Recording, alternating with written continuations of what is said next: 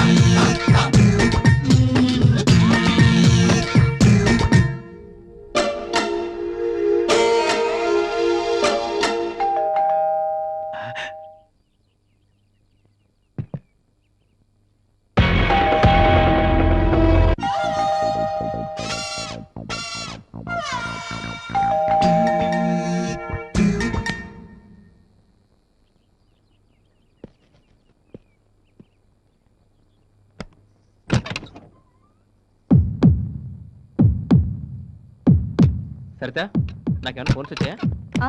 మీ పిన్ని ఫోన్ చేసి బాబు బాగున్నాడని చెప్పింది. మీకు వీలైతే ఓసారి ఊరికి రమ్మంది. సరే, నాకు తలనొప్పిగా ఉంది, కొంచెం కాఫీ పెడతావా? నేను స్నానం చేసి వస్తాను. భోంచేయరా? వద్దు సరితా, ఆకలిగా లేదు.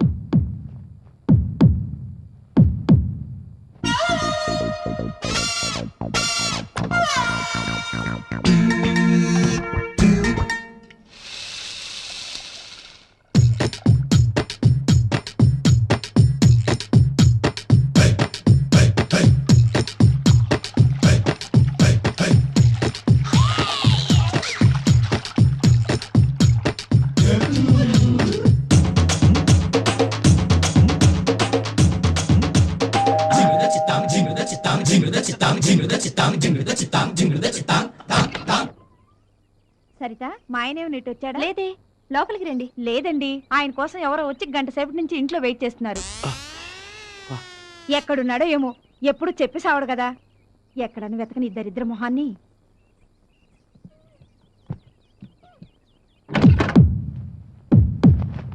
సరితా, నా సూట్ కేసు ఎక్కడ పెట్టావు? మంచం కింద పెట్టానండి.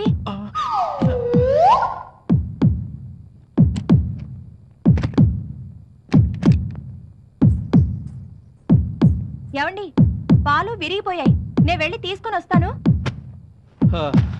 సరే, బయటికి గడేసుకుని వెళ్ళు, నీకు కాసేపు రిలాక్స్ అవుతా.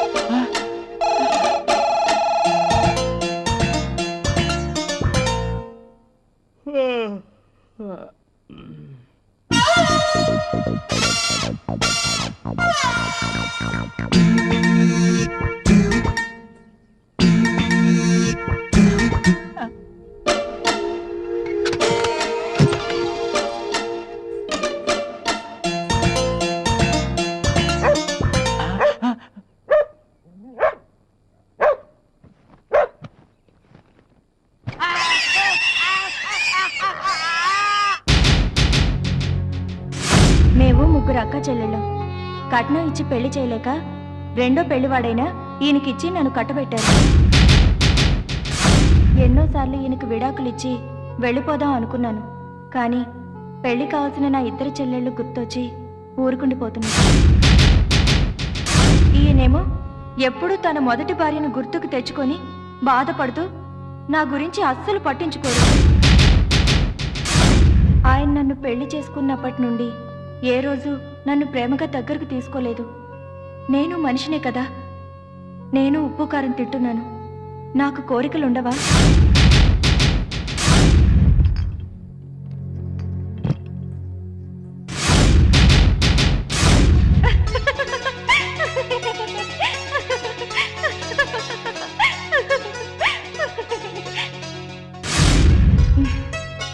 ఓకే చందు గారు, నిద్ర వస్తుంది, పడుకుంటాను. Bye, good night.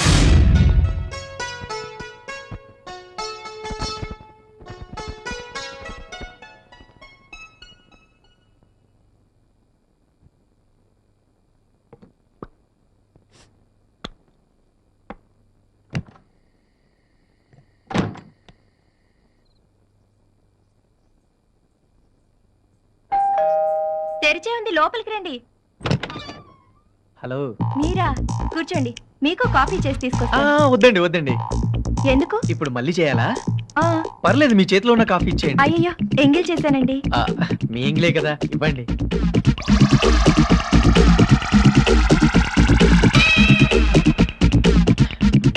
అదేంటి ఇంత తీయగా ఉంది?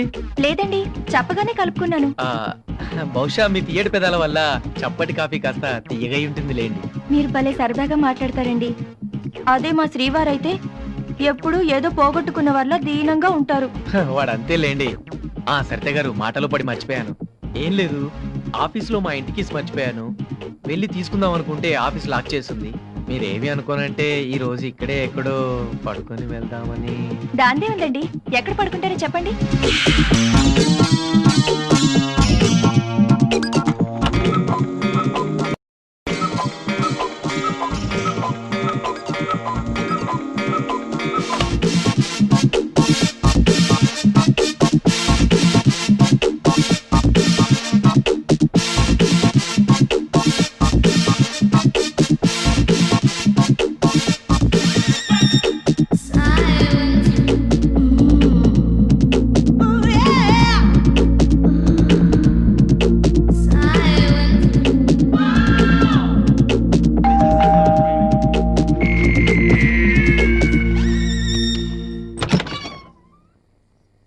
సరిత, మా అన్న కూతురికి ఒంట్లో బాగోకపోతే కేకే హాస్పిటల్కి తీసుకెళ్లారంట. వెళ్ళొద్దాం అనుకుంటున్నాను. కాస్త తోడొస్తావా? మళ్ళీ పొద్దున్నే వచ్చేద్దాం. అయ్యో ఉండండి, 5 నిమిషాల్లో వస్తాను. అది కాదు సరిత, నేను ఇంటి దగ్గర వెయిట్ చేస్తూ ఉంటాను. నువ్వు తొందరగా వచ్చేస్తే కలిసి వెళదాం. సరేనండి. ఓకే. చందు గారు, చందు గారు, సారీ అండి, డిస్టర్బ్ చేశాను. పర్వాలేదు, చెప్పండి. మాధవి బంధువులు ఎవరో హాస్పిటల్లో ఉన్నారట. తనకు తోడుగా రమ్మంటోంది, వెళ్తున్నాను. సరేనండి. చందు గారు, మీరు పొద్దున వెళ్ళేటప్పుడు కీస్ పక్కింట్లో ఇచ్చి వెళ్ళండి.